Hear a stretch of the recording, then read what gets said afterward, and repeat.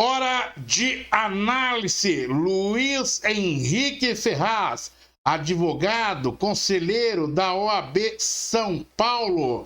Bom dia, doutor Luiz. Satisfação imensa tê-lo conosco mais uma vez aqui na nossa bancada. Bom dia, Oliveira. Bom dia aos ouvintes, os internautas, os telespectadores do portal RMS News. Uma alegria, uma honra estar aqui com todos vocês nesta manhã, tentando levar e contribuir com o processo de formação, de críticas e levando informações de ponta, como você sempre levou nos mais variados veículos de comunicação. Você, Oliveira, que é um profissional multimídia, né? E são poucos os jornalistas que atuam nas mais variadas mídias, e você tem essa expertise.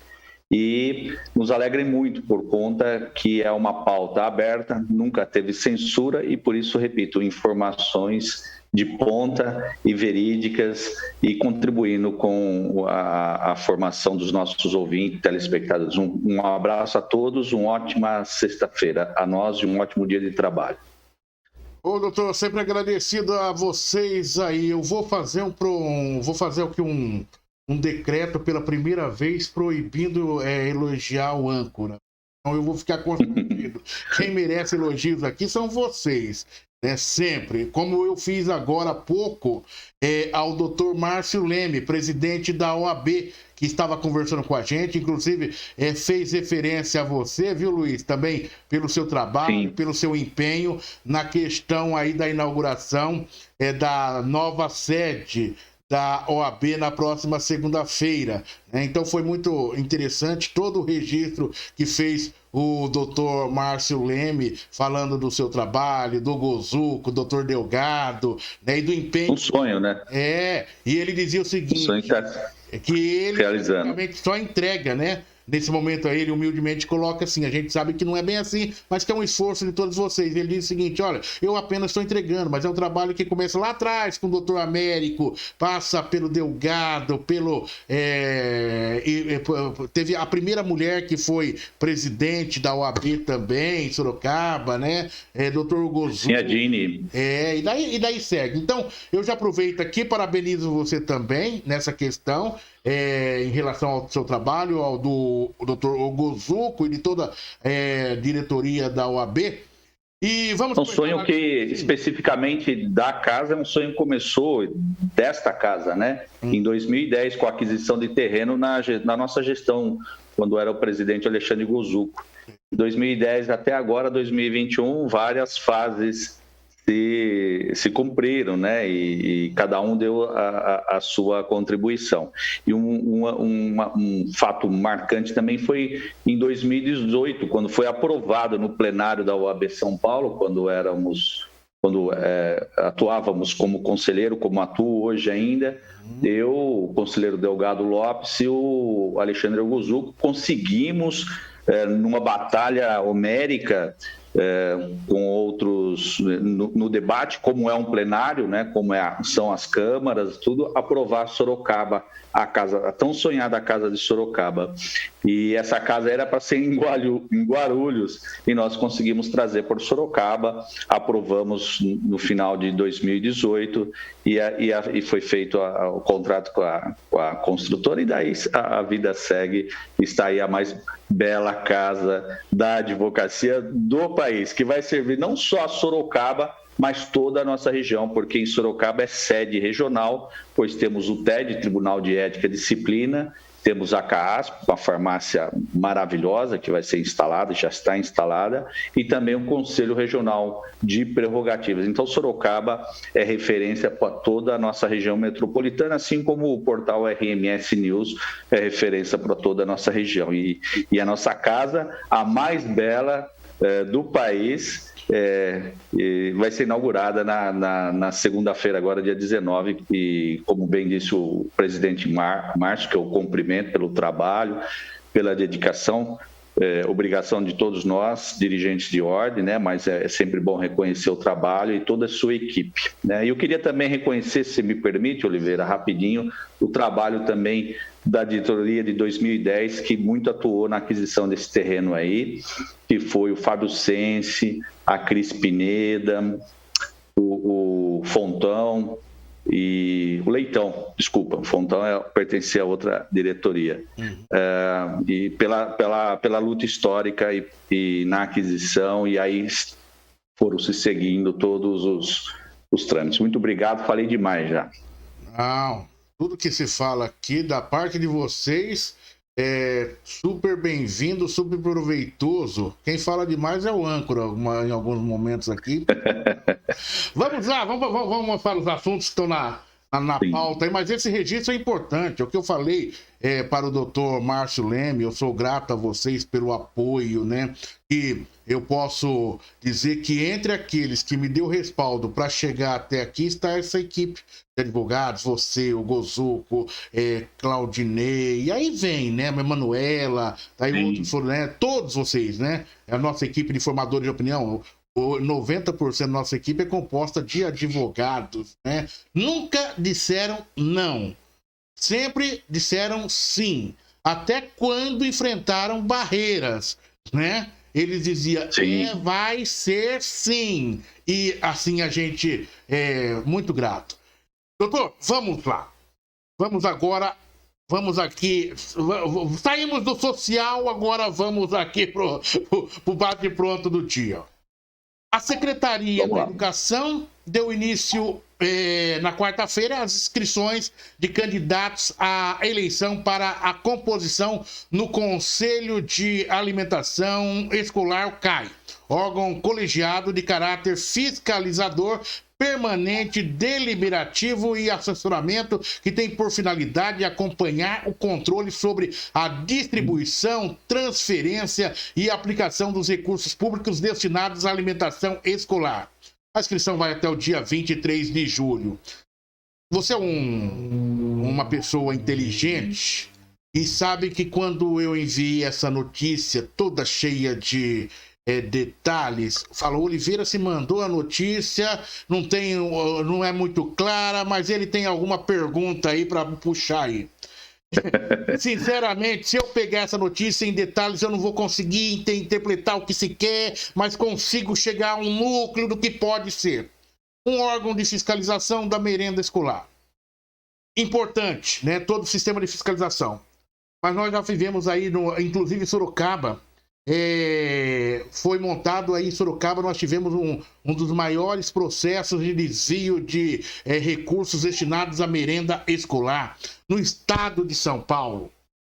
E por que eu coloquei essa informação? Daí você abre da forma como você achar melhor.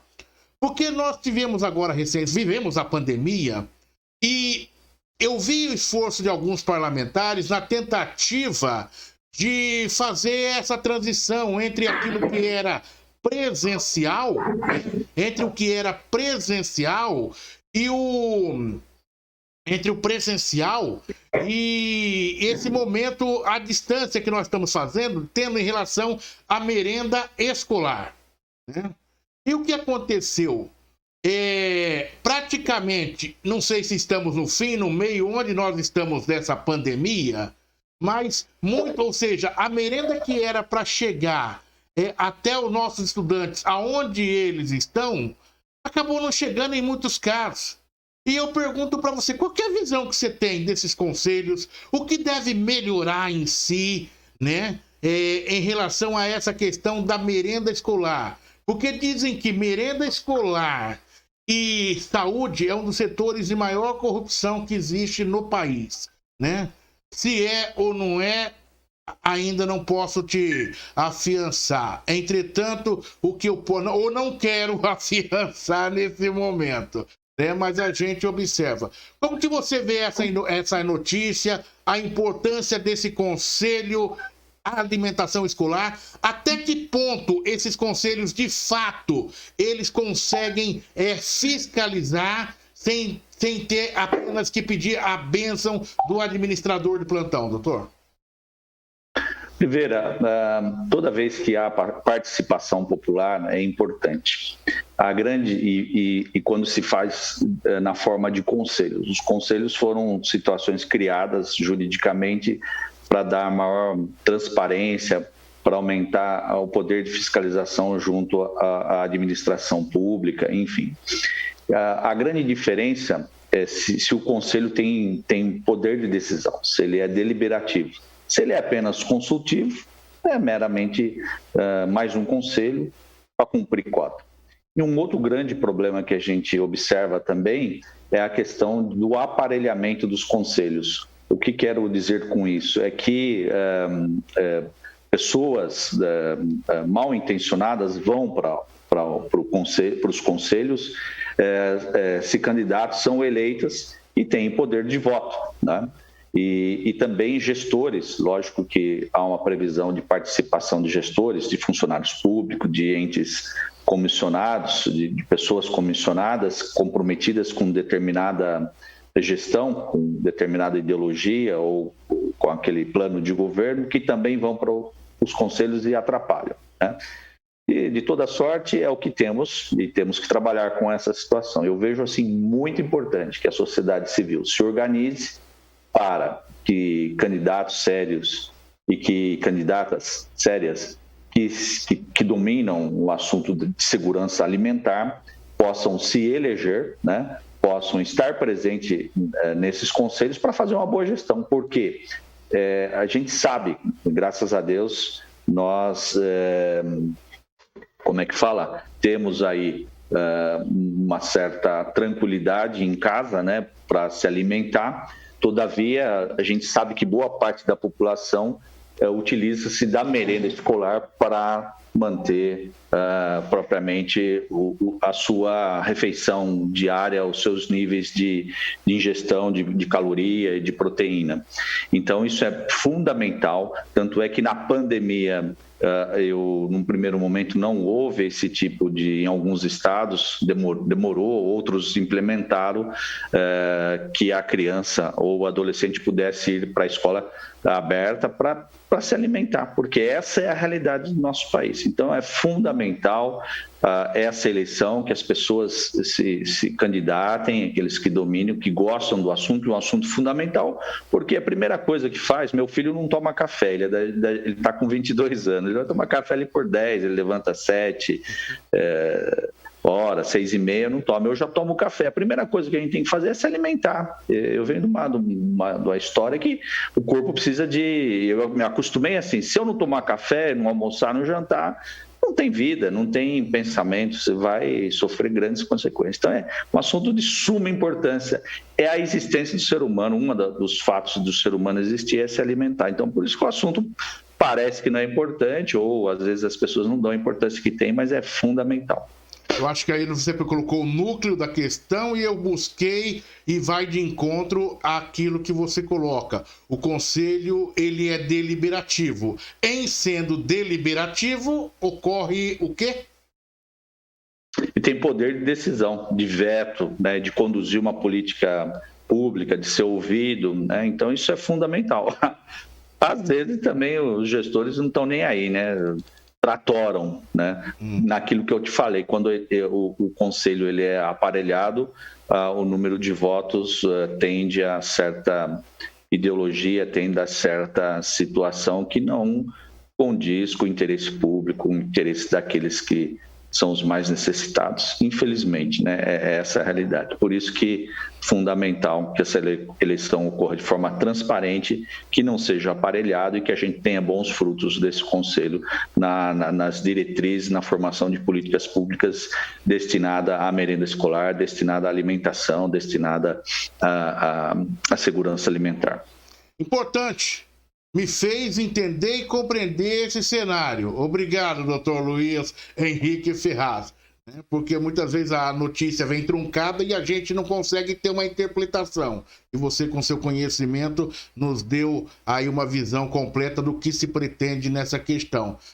Um outro assunto que eu sou muito grato a você, Luiz, se a gente voltar alguns anos atrás, foi quando, em alguns momentos, poucas pessoas sabem, mas o Luiz ele foi presidente da Comissão de Direitos Humanos da OAB Sorocaba.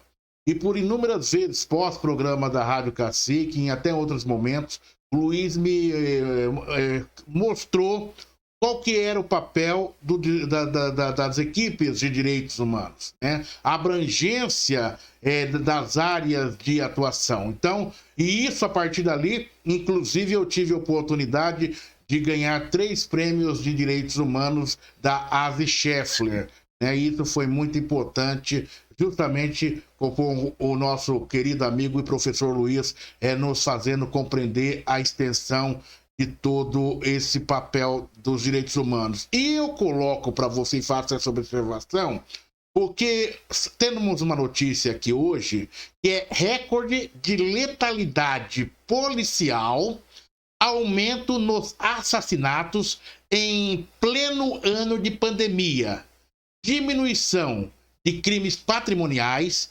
violência contra a população LGBT mais alta, o 15º Anuário Brasileiro de Segurança Pública, divulgado pelo Fórum Brasileiro de Segurança Pública ontem, expõe um retrato da situação no país. Assassinatos em alta. Houve um aumento de 5% nas mortes violentas, 50 mil no total. Recordes de letalidade policial. Foram 6.400 mortes, maior número de toda a série histórica. Violência contra a mulher. Homicídios tiveram uma leve queda, mas feminicídios cresceram. Aumento da violência contra a população LGBTQIA+. Depois, se você explica se é essa a expressão mesmo, a nomenclatura. Assassinatos e agressões subiram no país.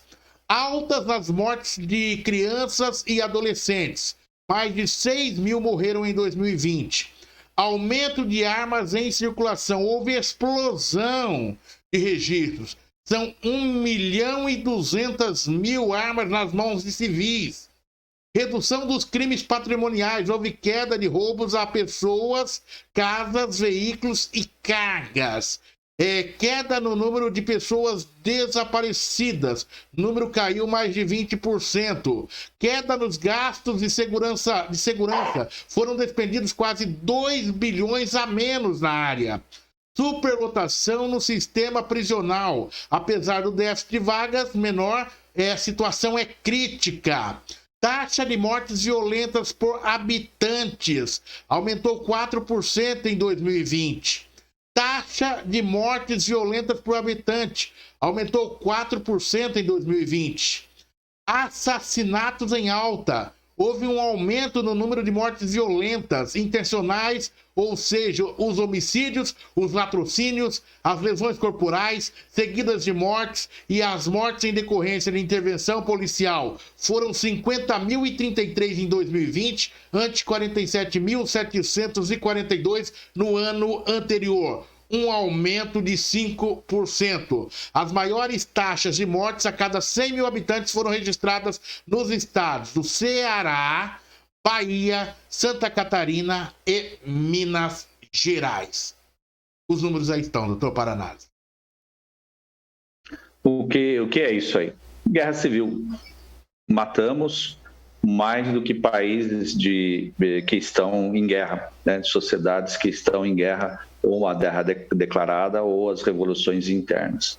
E nós nos acostumamos com essa situação. Só ficamos alterados ou exigimos uma situação de maior investigação, de maior apuração dos fatos quando atinge alguém da classe média. Fora isso aí, está tudo a vida que segue. Infelizmente, nós acabamos perdendo a sensibilidade com toda essa questão. Uma sociedade violenta, nós não damos conta das nossas mazelas, nós precisamos rever nossas leis. É hipocrisia não discutir à lei de drogas, né? Muito do que tem das prisões superlotadas é por conta de tráfico, de uso de drogas, então nós precisamos conversar abertamente com a sociedade sobre isso. O fato é que o que temos à disposição não impede de um jovem consumir, usar drogas. A verdade é essa. Né? E só reprimir não é a solução. Precisamos discutir e debater isso aí do ponto de vista acadêmico, do ponto de vista científico, do ponto de vista legislativo, do ponto de vista de segurança pública. Eu não quero aqui dizer que não tem que ser reprimido a algumas questões, as questões de droga, as questões de violência. Estou dizendo que da forma como está colocada ou como nós estamos acostumados, seja pelo dia a dia da nossa sociedade, nosso tecido social, e seja pela legislação, é guerra civil, mata-se absurdamente. Né? A boa notícia aí, Oliveira, especificamente a respeito da letalidade policial, é que 18 batalhões da Polícia Militar do Estado de São Paulo estão usando soldados, né? Integrantes desses 2 batalhões estão usando câmeras, né? E que não são desligadas durante todo o turno de operação. E, para alegria geral, né? Baixou assim, caiu a letalidade absurdamente. Doutor Luiz, vamos abrir seu microfone aí. Ok, só abrir o microfone, doutor Luiz? Isso. Só abrir o microfone. Perfeito, doutor, retornado, já está o contato. Sim, perfeito, desculpa. E o que acontece?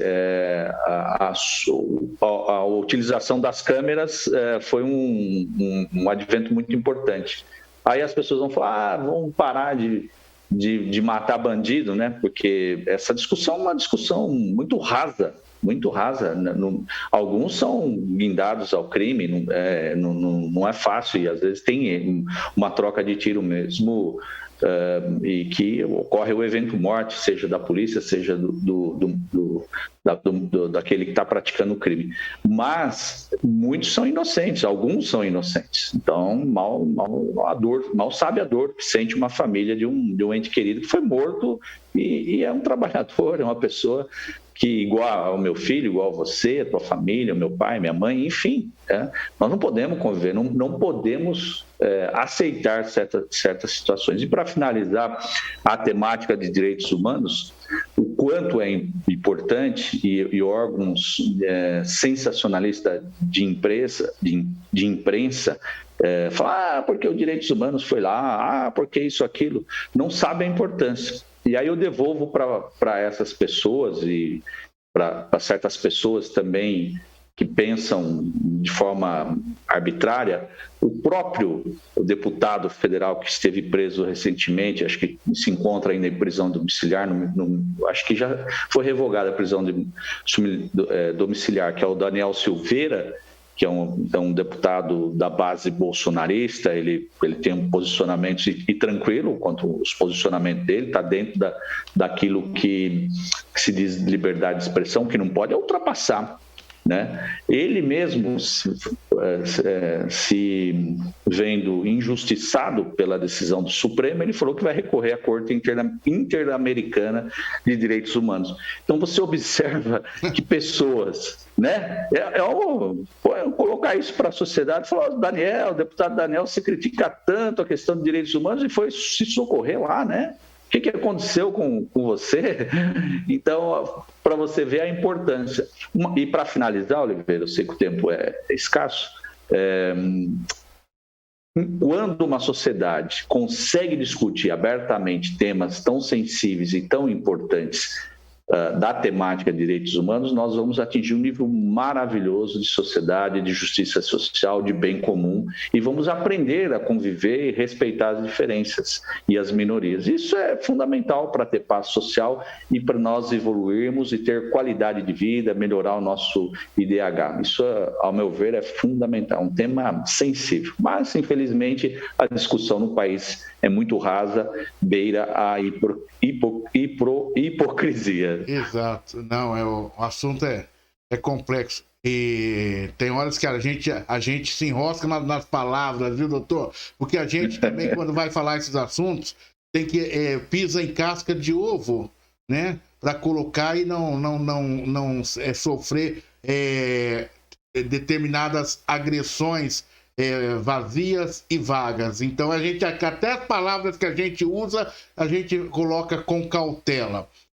Doutor, Luiz Henrique Ferraz, advogado conselheiro da OAB São Paulo. Para a gente caminhar para o encerramento, o depoimento do representante de vendas da Davat Medical, Cristiano Carvalho, a CPI da Covid, uniu senadores da base governistas e da oposição em relação ao que entenderam como falta de qualificação e de credibilidade da empresa com sede nos Estados Unidos para negociar com o governo brasileiro. O líder do governo no Senado, Fernando Bezerra, se disse constrangido com os diálogos que envolviam servidores do Ministério da Saúde. A Davat pretendia intermediar a venda de 400 milhões de doses de vacina da AstraZeneca para o Brasil. Carvalho se apresentou como representante de vendas da empresa no país e trabalhou junto com o policial militar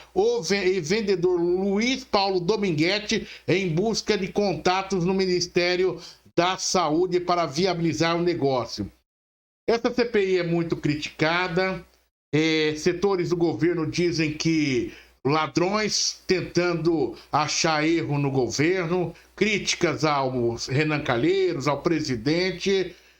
Houve uma tentativa de desmoralização num primeiro momento, mas parece que com o passar dos dias eles não contavam com esse cenário de arranjos que estavam ocorrendo nos bastidores do poder ou nos arredores ou muitas vezes até dentro dos gabinetes, né, doutor? Como que vê aí o desenrolar dessa CPI?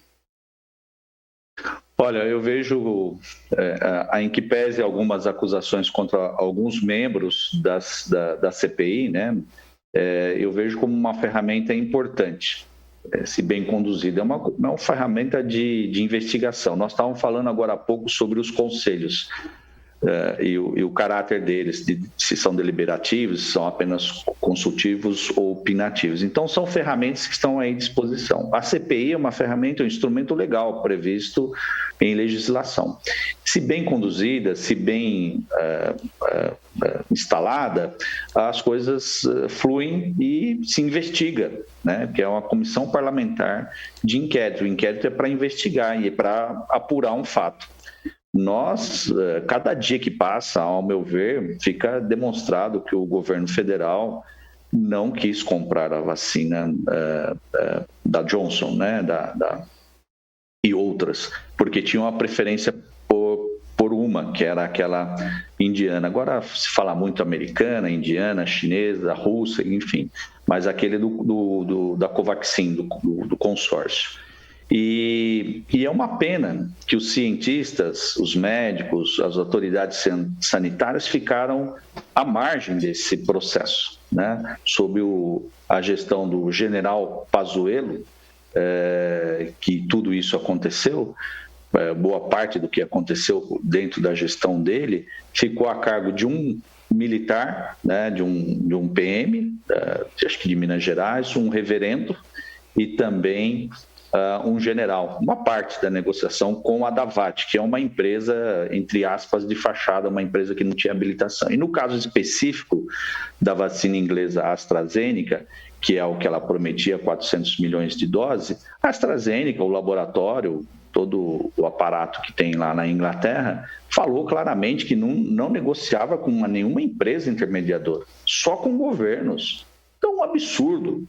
Para mim está claro que não comprar a vacina, nós poderíamos ter começado a vacinar em dezembro, se tivéssemos atendido a Johnson, né, a vacina da Pfizer, me perdoem, a empresa Pfizer, e nós estaríamos já com toda a população imunizada, Oliveira. E a vacina é remédio para a saúde. Será que as pessoas não perceberam isso? É remédio para a saúde e para a economia.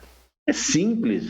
Eu não consigo ver, e não importa se é a Coronavac, se é a AstraZeneca, se é a da Pfizer, se é a da Janssen, se é a russa, não importa se é a Covaxin do consórcio, nós precisamos, era de vacina, muitas mortes.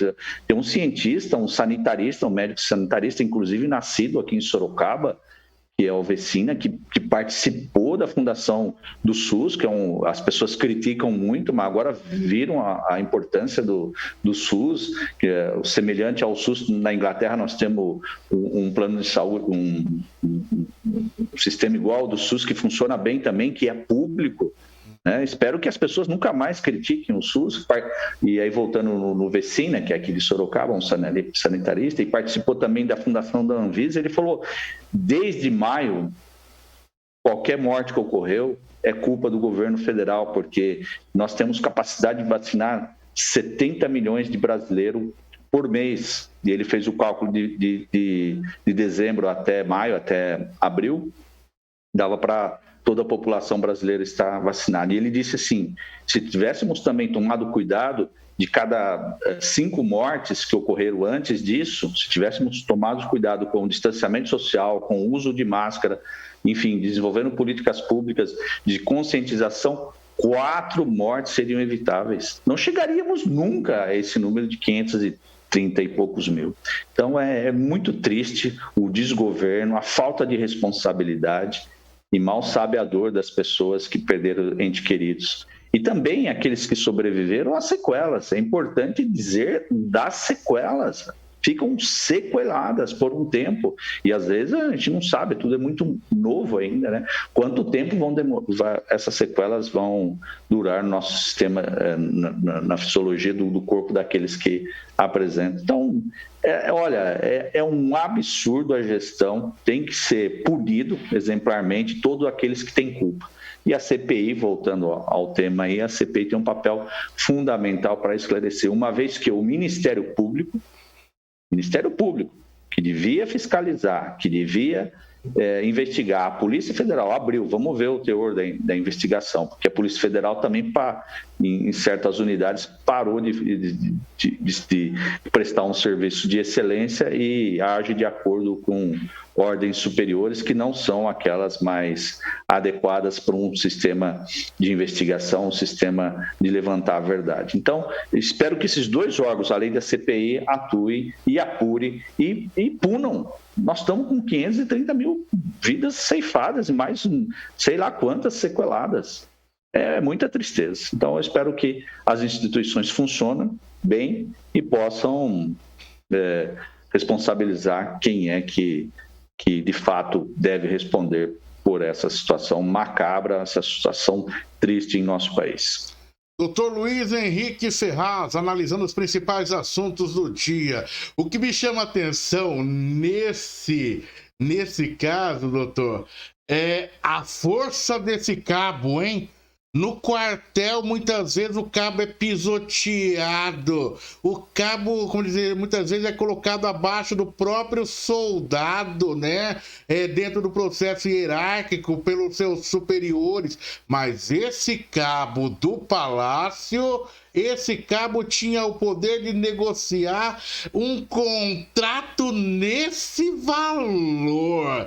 Isso esse cabo, eu creio que aqueles que exercem a sua função de forma digna, né, dentro dos quartéis, olham... A maioria, né? A maioria dos policiais, das forças de segurança, são pessoas maravilhosas. Porque, primeira coisa, esse não tem nada a ver com o cabo que está no exercício da função. Porque o cabo que está no exercício da função, ele cumpre o seu horário. Então, o próprio cabo que está no exercício da função, ele olha assim e fala, tá errado essa coisa. Nós aqui, a gente sofre, o coronel coloca a gente, até o capitão, o tenente, até preso no final de semana pela desobediência, muitas vezes numa regra, no regimento interno, passamos detidos. E esse cabo negociando vacina com um dos maiores países do mundo. Qual o valor aí, doutor? 400... 400 milhões. 400 milhões de doses, né? Passa a bilhões, né? 1 bilhão e 600 milhões de reais. O pessoal não vai querer mais ser coronel. Vão querer ser cabo. Boa. Ninguém mais vai querer ser coronel. Cabo. Mas como os cabos que existem a hierarquia, eles procuram um senso de justiça, automaticamente que eles vão querer a punição desse que demonstra uma infidelidade com o processo, que eu tenho certeza que muitas vidas foram ceifadas por ação irresponsável desse esquema criminoso. Doutor, um abraço e um bom dia.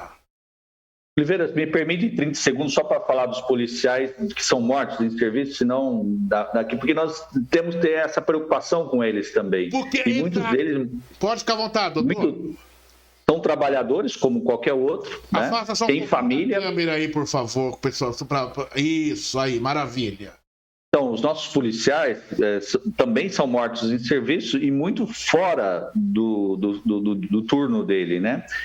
De quando ele está fardado. Eles são mortos porque estão fazendo bicos e são surpreendidos, não tem um aparato enfim. Então, a solidariedade às famílias também. E no estado de São Paulo, os policiais são os que menos ganham, não têm estrutura, as famílias deviam ser protegidas em condomínios, né? Ou uma maior segurança onde eles residem, para que eles não ficassem sujeitos à violência, à morte dos seus entes queridos e também à corrupção. Então, para não dizer que falamos deles também, porque às vezes dão a vida para nos salvar, uma solidariedade aos policiais, de todas as forças que infelizmente morrem em combate, e muitos deles morrem fora do serviço porque estão fazendo bico, infelizmente, né? Aliás, no domingo à noite, eu conversava com o major da Polícia Militar, hoje na reserva, questão de 1 ano e meio. E eu tenho uma liberdade de conversar com ele, estavam num determinado local, falei, mas por que você... quando eu achei que você ia para tenente-coronel e coronel, você se aposenta... E ele me disse, primeiro que a aposentadoria nesse momento se faz necessária, porque o salário nosso parece, a responsabilidade é grande, mas o salário é lá embaixo comparado à iniciativa privada em áreas semelhantes. Deixo a carreira para poder complementar o meu salário com atividade fora da carreira militar. Olha só, Luiz, como que é. Né? Ele dizendo a respeito desse cenário. E ainda tem mais. E eu disse, mas eu percebo que são poucos que chegam no topo. Muitos hoje estão deixando quando o oficialato superior, ali por volta de coronel, de major, e não seguem até chegar em patente maior, ou seja, coronel, tenente-coronel, coronel. Ele disse, porque daí, Oliveira, começa a politicagem e são poucos os que conseguem chegar. A questão do mérito é pouco levado em consideração, mas aqueles que se ajoelham aos pés do rei. Abraço, doutor Luiz.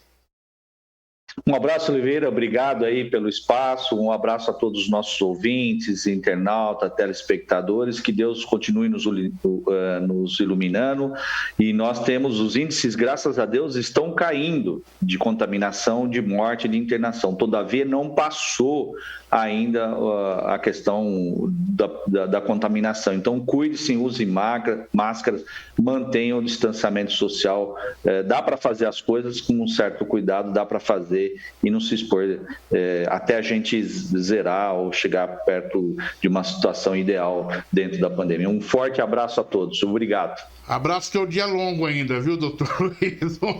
Nem fala, 12, 14 horas de trabalho, não é fácil não, mas Deus dando saúde, a gente vai. Vamos em frente.